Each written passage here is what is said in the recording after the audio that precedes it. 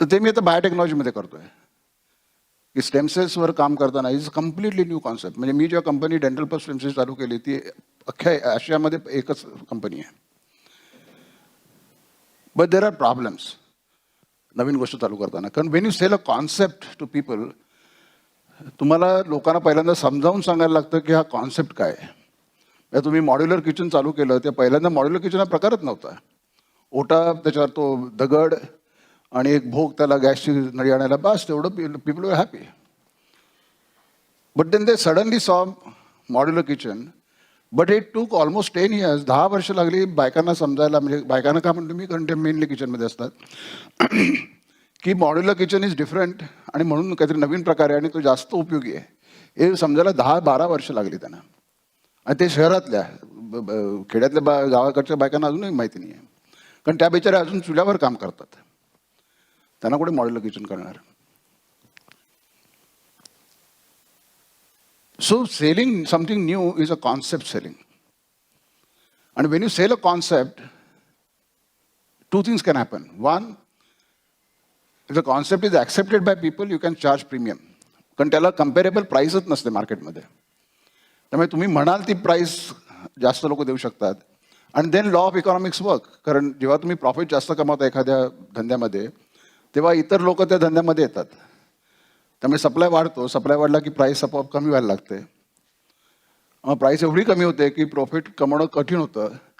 म्हणजे प्रॉफिट कमवणं कमी होतं तेव्हा ते धंदेवाले जे इनएफिशियंट असतात ते निघून जातात आणि परत सप्लाय लिमिटेड राहतो. मग परत तुम्ही प्राईस वाढवू शकता. Is a law of economics.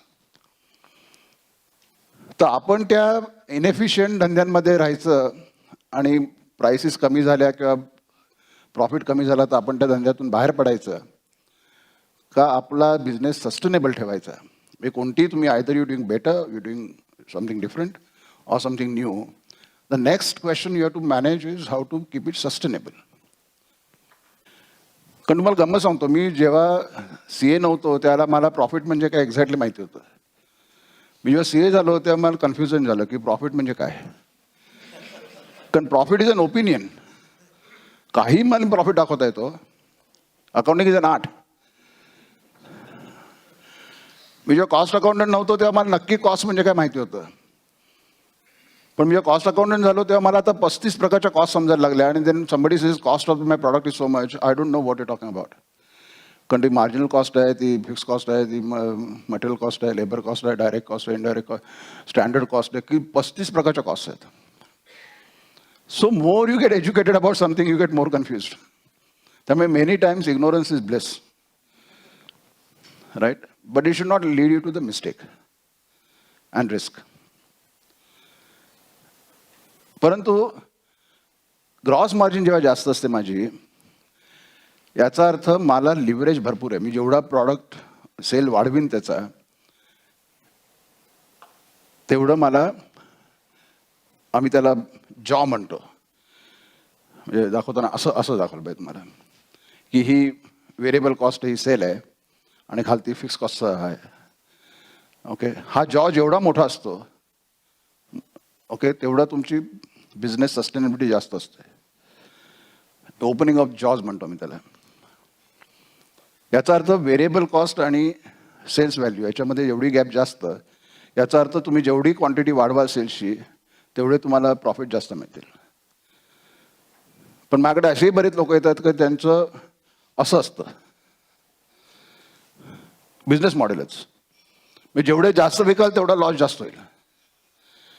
कारण ग्रॉस मार्जिनच एवढी कमी असते की लहानशी मिस्टेक जरी केली त्याच्यामध्ये तरी ती ग्रॉस मार्जिन जाऊन पूर्ण पर प्रॉडक्ट सेल लॉस व्हायची शक्यता असते.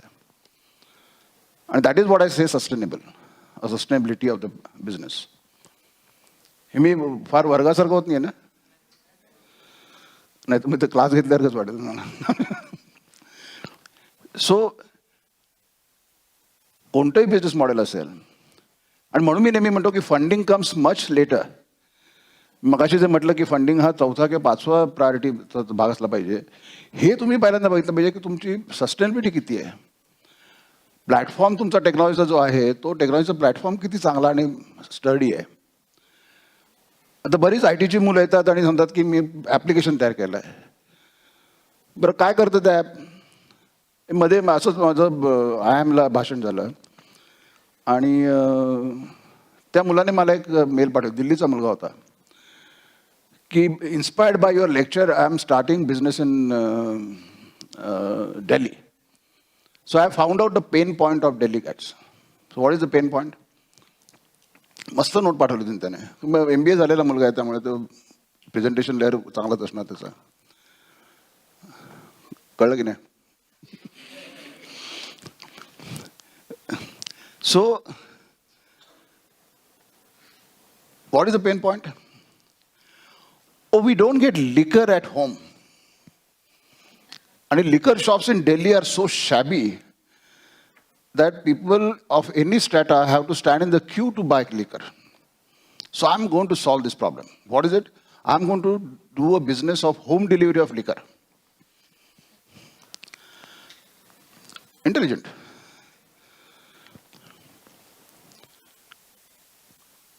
माय फर्स्ट रिॲक्शन वॉज, चला दुसरं काय याला प्रॉडक्ट मिळालं नाही की दारूचा धंदा करतो थोडक्यात, मी तो दारू विकायचा.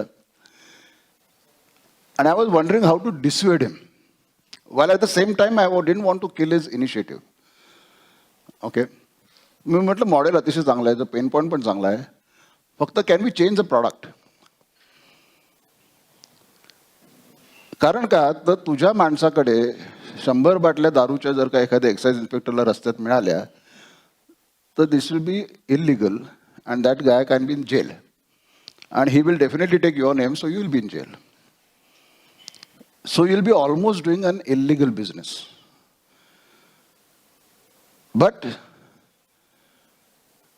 तुला अशी पण पेन दिसेल दिल्लीमध्ये की बरेच म्हातारी बंगल्यांमधून राहत आहेत आणि त्यांना औषधं घरी मिळत नाही आहेत, त्यांना औषधं आणायला कोणी नाही आहे. Can we change the product from liquor to medicine? आणि लाईक द आयडिया. आणि I thought it was very essential. मुंबईसारख्या ठिकाणी सुद्धा जरुरी आहे, आणि आता झालं आहे गोष्ट ती. आता औषधं तुम्हाला घरपोच मिळतात आणि 20% डिस्काउंट मिळतं, टीव्हीवर जाहिरात येतात त्याच्या.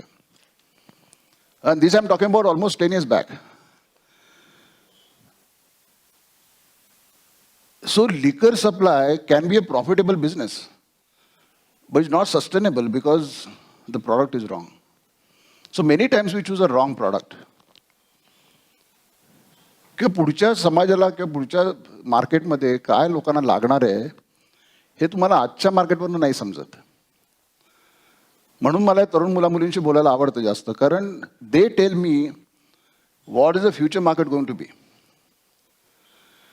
मी 10 वर्षापूर्वी प्रेडिक्ट केलं होतं की हळूहळू TV कंपन्या किंवा चॅनल्स हे बंद पडायला लागतील. याचं कारण काय की 1990 सालनंतर जन्माला आलेली जी मुलं आहेत, मुलं मुली,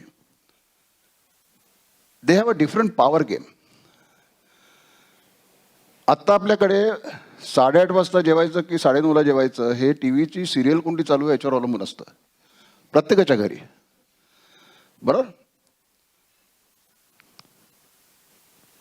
अक्षरशः त्या 30 मिनिटामध्ये 7 मिनिटाची सिरियल असते, बाकी सगळी जाहिरात असतात. पण तो भाग जाऊ नये आपला म्हणून ते जेवण त्याला बंद. फोन सुद्धा कोणाकडे करता येत नाही. Nobody wants to even talk on phone, especially घरातल्या म्हातारी माणसं असतील त्यांना. But they say so engrossed. But what it means की तुमच्या जेवणाची वेळ हे TV चॅनल डिसाईड करतं. We have accepted our generation. But a new generation doesn't like this. So what they want to watch it, but they want to watch whenever they want to watch, not when you want them to watch. मग ते काय करतात, TV बघतच नाहीत. ते लॅपटॉपवर जाऊन YouTube उघडतात आणि YouTubeवर सगळं बघतात. तर काल माझा रोखोकवर कार्यक्रम झाला, काल का परवा लाईव्ह घेतला त्यांनी. आता मी घरातूनच देतो इंटरव्ह्यू, मी तर स्टुडिओमध्ये जात नाही त्यांच्या. आणि पूर्वी ती OB व्हॅन आणायचे, मग ती मोठी केबल खालतून वरती टाकायचे. हल्ली टेक्नॉलॉजी इतकी बदलली आहे की त्यांना काही लागतच नाही. सेलफोन आणि एक आणखीन काहीतरी राउटर असतं. डायरेक्ट माझ्या घरातून ऑनलाईन रिअल टाईम स्टुडिओमध्ये. तर माझ्या मुलाला सहज म्हटलं तर बघणार आहेस का रे तू? 4:30 ते 5:15 कार्यक्रम आहे म्हणाला. मी कुठे बघणार तो? रात्री त्याने बघितला, कारण तो YouTubeवर अवेलेबल होता. रात्री कधी बघितला ना? 11 वाजता. ते नेटफ्लिक्स बघतात, ते काय तुमचं ते ॲमेझॉन प्राईम बघतात. कारण का तर ते सगळे सीझनमधले सगळे एपिसोड एकाच वेळेला त्यांना बघता येतात. नाही तर आपल्या सिरियलमध्ये तो नवरा कोण आहे दाखवण्यासाठी पूर्ण कॅमेरा वरती जाईपर्यंत 3 दिवस जातात. बरोबर, तेवढा पेशन्स नाही आहे सगळ्याला. So if that is going to be the market, my product should service that market in future. त्यामुळे मी आत्ता जे काय करतोय किंवा जे मॅन्युफॅक्चर करणार आहे किंवा माझं बिझनेस मॉडेल आहे, हे बिझनेस मॉडेल माझं त्या ग्राहकाला किंवा त्या कस्टमरला कसं सर्व्हिस करेल हे आज बघणं जरुरी आहे.